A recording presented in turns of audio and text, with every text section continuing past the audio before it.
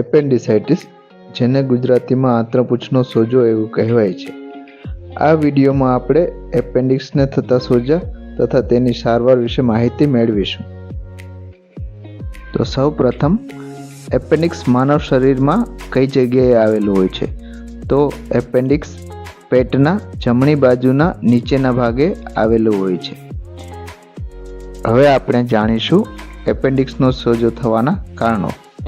એપેન્ડિક્સનો સોજો તેનો માર્ગ બંધ થવાના લીધે આવે છે, જેના કારણો હોય છે એપેન્ડિકોલિથ, અને પછી એપેન્ડિક્સ બ્લોક થવાના લીધે એપેન્ડિક્સમાં જીવાણુનો ચેપ લાગવાથી એમાં સોજો આવે છે.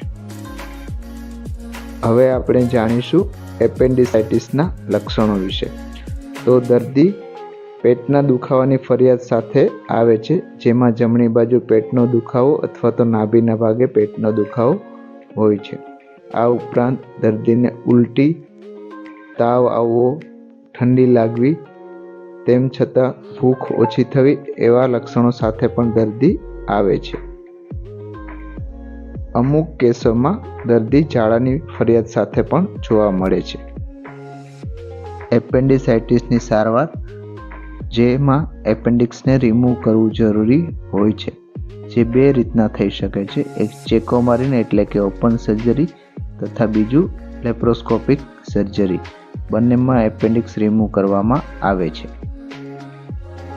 આગળના વિડીયોમાં આપણે દૂરબીન દ્વારા થતા એપેન્ડિક્સના ઓપરેશન વિશેનો વિડીયો જોઈશું.